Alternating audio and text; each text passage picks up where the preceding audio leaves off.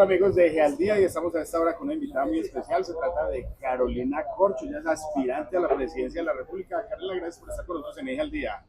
Un saludo muy especial a tu audiencia y muy contenta de estar aquí en Pereira. Bueno, cuéntenos precisamente qué está haciendo en Pereira.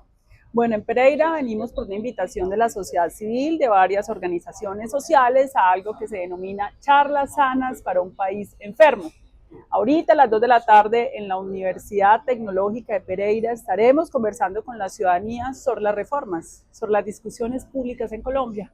Vamos a hablar de la reforma laboral, de la reforma a la salud y vamos a hablar de la consulta popular que se está discutiendo hoy en Colombia. Bueno, en este momento usted tiene el aval del pacto histórico, o cómo va a funcionar, ¿qué ha dicho el presidente Gustavo Petro? ¿Van a hacerle una consulta? ¿Cómo van a escoger el candidato de ustedes? En este momento yo estoy en proceso de consultas para asumir una precandidatura presidencial. A mí me han propuesto desde distintas organizaciones, de la base ciudadana, dentro del pacto histórico y más allá del pacto histórico. Todavía no tenemos reglas de juego claras para mirar cómo se va a definir el candidato o candidata presidencial. Lo que sí tenemos claro es que ese frente amplio, en el que va a estar el pacto histórico y otras fuerzas políticas liberales, progresistas, independientes, del verde, debe ir a una gran consulta popular en marzo del 2026 para escoger un solo candidato o candidata para enfrentar a la derecha y al pasado de este país. Bueno, se uniría a esa persona, si queda bien usted, y si no, se uniría a otra persona que quede. Yo creo que quien gane, quien sea elegido por el pueblo en condiciones democráticas, debe ser quien lidere esa coalición en el proceso electoral. Bueno, ¿y quién más están con esas intenciones de ser candidato dentro de la línea de ustedes? Se ha mencionado muchas personas, todavía no está claro, pero digamos que hay personas que están allí, digamos, sonando, como el exministro Juan Fernando Cristo, el exministro Luis Gilberto Murillo, el exembajador Camilo Romero. Por el otro lado está también el director del DPS, Gustavo Bolívar, la senadora María José Pizarro, es decir, hay varios nombres que han circulado, pero todavía no está en firme una inscripción o un proceso electoral que digamos que ya estén firmes los nombres. Bueno, ¿qué fue lo que pasó con su salida del gobierno? Pareciera como que no hubiera encajado muy bien usted y realmente ¿qué hubo detrás de todo esto? Nuestra salida del gobierno tuvo que ver con que evidentemente por una presión de la oposición de este país, prácticamente iban a poner en jaque al presidente de la República, es la reforma o es Carolina, y me iban a utilizar de excusa para hundir la reforma a la salud. En acuerdo con el presidente decidimos que yo saliera para que no fuera la excusa de la oposición para hundir la reforma y aún así la hundieron. No solamente la hundieron, sino que anunciaron esta semana nuevamente uno de los voceros de los 9 senadores y senadoras que la hundieron, que la van a volver a archivar, aun cuando el gobierno ni siquiera ha iniciado el trámite por el Senado, ya anunciaron que no. Bueno, ¿cuáles serían como esas propuestas básicas, así como muy por encima, que usted como aspirante a la presidencia le propone a los colombianos y especialmente a la gente de la región cafetera? El presidente de la República tiene un programa de gobierno que yo comparto, tiene un proyecto reformista que yo comparto, porque yo participé en la elaboración del programa de gobierno del presidente, no solamente en materia de salud, sino en materia pensional, laboral, de reforma agraria, de reindustrialización de Colombia, para fortalecer una industria. Colombia lleva 3 décadas desindustrializándose. El ejemplo es Pereira. Pereira tenía una fuerte industria textil y manufacturera que se ha ido marchitando porque no ha habido una política de industrialización y de empleo en Colombia. Entonces, en ese sentido, yo creo que ese programa de gobierno del presidente Gustavo Petro hay que revisarlo, que nos faltó, hay un plan de desarrollo, algunas cosas se han ejecutado, otras no, y yo creo que ese programa, ese proyecto reformista lo necesita Colombia. Bueno, ¿por qué cree que la reforma a la salud está teniendo tanta resistencia?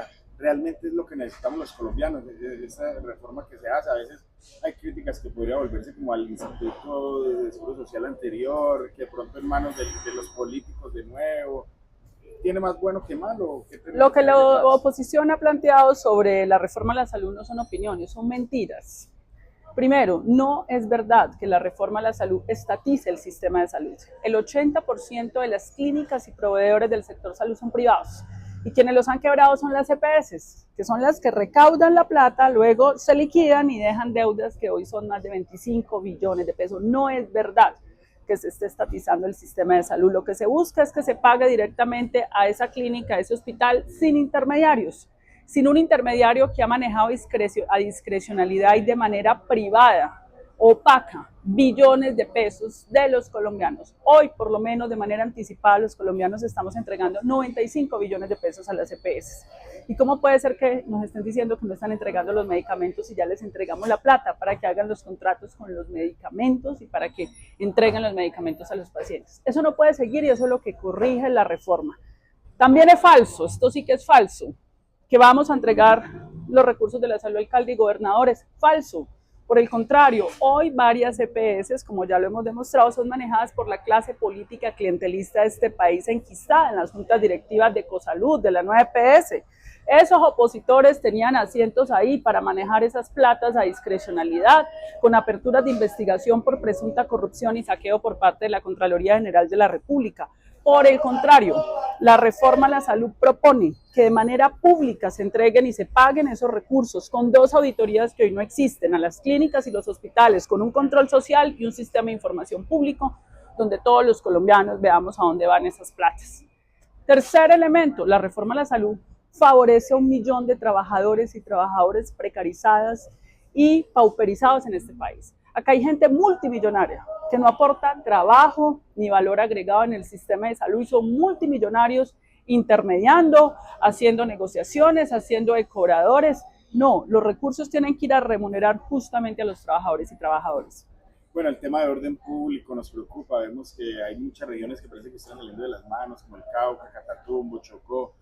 ¿Qué va a pasar con una eventual presidencia suya, con el ELN, por ejemplo, que vemos que no quieren dialogar? Aquí tenemos Cordillera, tenemos Bacrim por todos lados. ¿Qué se pasa con el orden público de este país? Bueno, el orden público de este país viene hace bastantes años. Por lo menos llevamos 2 siglos en una guerra civil y llevamos varias décadas con una violencia instaurada.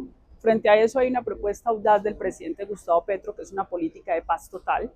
Y dentro de esa política de paz total hay una que depende del Congreso de la República y es una norma que permite el sometimiento de las bandas urbanas, que eso ayudaría mucho a Pereira. ¿Qué es el sometimiento de bandas urbanas? Es que tú no puedes tener a miles de jóvenes reclutados por grupos delincuenciales del narcotráfico. Tú tienes que hacerle una oferta social a esos jóvenes, eso sí, porque esos son jóvenes que están en la pobreza y en la desigualdad y que la única oportunidad que tienen son esos grupos delincuenciales. En lo que ellos han planteado en varios centros urbanos, ellos han dicho, nosotros tenemos disposición de someternos a la justicia, eso lo tiene que definir el Congreso. Que nos rebajen penas y a cambio de eso nosotros desmantelamos estructuras criminales, entregamos esos recursos que ganamos ilícitamente del narcotráfico para poder nosotros reparar a las comunidades donde hemos hecho daño. Pero para eso necesitamos una ley que apruebe el Congreso para permitir eso. Eso es una salida de la paz total y yo creo que eso debe hacerse. Bueno, algo que no le guste que esté haciendo este gobierno actual, ¿qué haría usted diferente? ¿Qué no le suena? Yo creo que al gobierno le falta realizaciones, le falta ejecución. El gobierno tiene el mejor plan nacional de desarrollo construido y discutido con 220.000 ciudadanos en todo el país.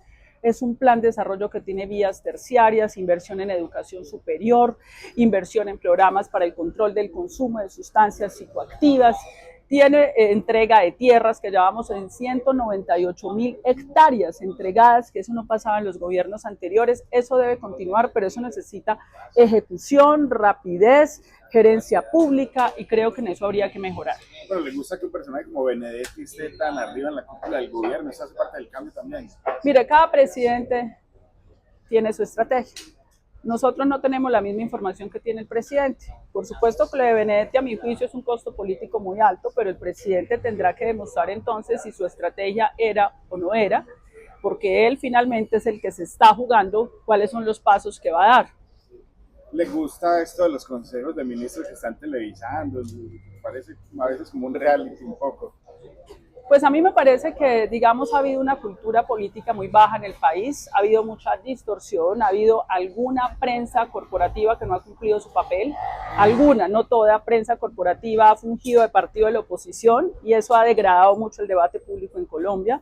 Entonces, en ese sentido, me parece que la transmisión de esto permite que la gente sepa qué es lo que se está haciendo, qué no, y entienda el Estado, las dificultades del Estado, las discusiones que se dan al interior de un Estado, para que haya transformaciones en Colombia. Bueno, cuando usted le dijo al presidente Gustavo Petro que quería lanzarse al ruedo político para aspirar a la presidencia, ¿qué le dijo él? El presidente Petro lo que ha dicho oficialmente es que él respetará los resultados de un acuerdo democrático que arroje un candidato o candidata a nombre de toda esa colectividad, que él es el jefe político, digamos, de toda esa colectividad, y eso es lo que él ha planteado.